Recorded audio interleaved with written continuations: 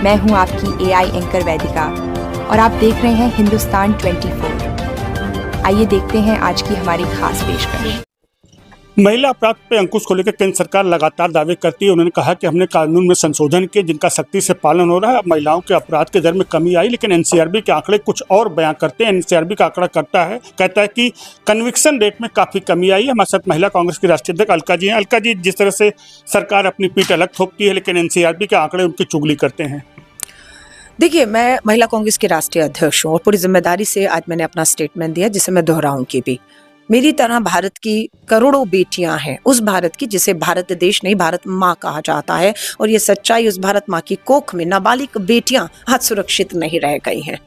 और उसका जो दोष है वो पूरी तरह से भाजपा की डबल इंजन की सरकारों को जाता है, क्योंकि आप नेशनल क्राइम रिकॉर्ड ब्यूरो के आंकड़ों के आधार पर मैं ये बात कह रही हूँ कि आज भारत माँ की कोख में ये बेटियां हमारी नाबालिग सुरक्षित नहीं है। उसमें हमारी माँ में कोई कमी नहीं है, लेकिन जो सरकार है सारी कमी उसमें है, सारी कमी उसमें है। आंकड़े बताते हैं कि मुजफ्फरपुर में बिहार की डबल इंजन की कुशासन काल की सरकार, नीतीश कुमार बीजेपी की कुशासन काल की सरकार में 9 साल की गरीब दलित बेटी को 20 बार चाकू से गोदा गया और उसका बलात्कार किया गया है। सरकार उसको इलाज समय पर देने पर फेल हो गई और बच्ची ने आज दम तोड़ दिया।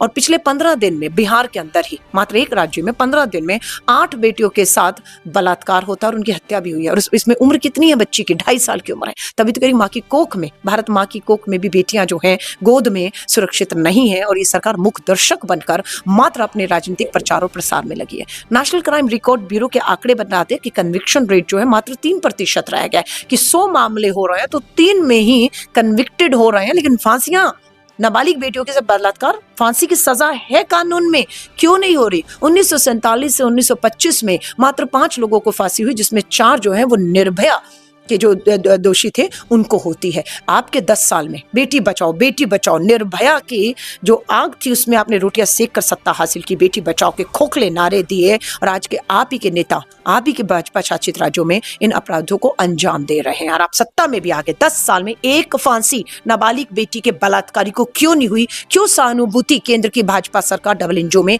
इन नाबालिग बेटियों के बलात्कारियों के प्रति एक फांसी नहीं है? उम्र कैद की सजा दे रहे हैं। मुजफ्फरपुर में ब्रिजेश ठाकुर बालिका सुधार गृह के दोषी 11 थे, उन्हें उम्र कैद की सजा सुना दी गई, लेकिन आज पता लगा 2025 के जनवरी में उन्हें बाइज्जत बरी कर दिया गया। क्यों? सबूत के आधार में। सबूत किसको देने थे? बिहार मुजफ्फरपुर की पुलिस को देने थे, जिसमें कोताही बरती गई है। आप देख लीजिए, उम्र कैद की सजा पर हम खुश हुए थे। बिल्किस बानो के गुजरात में उम्र कैद हुई, लेकिन भाजपा की सरकार का मन पसीजा और बिल्किस बानो के 11 सामूहिक बलात्कारियों को बाइज्जत बरी किया।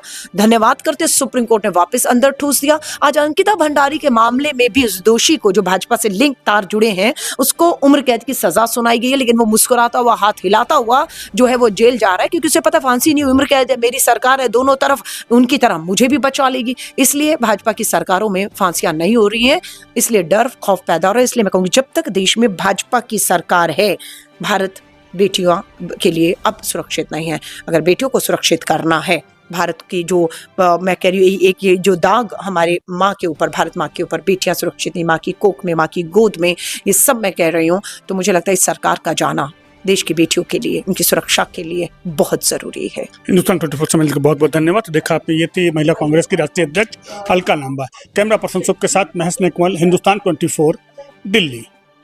आपको हमारी यह पेशकश कैसी लगी, हमें जरूर बताएं।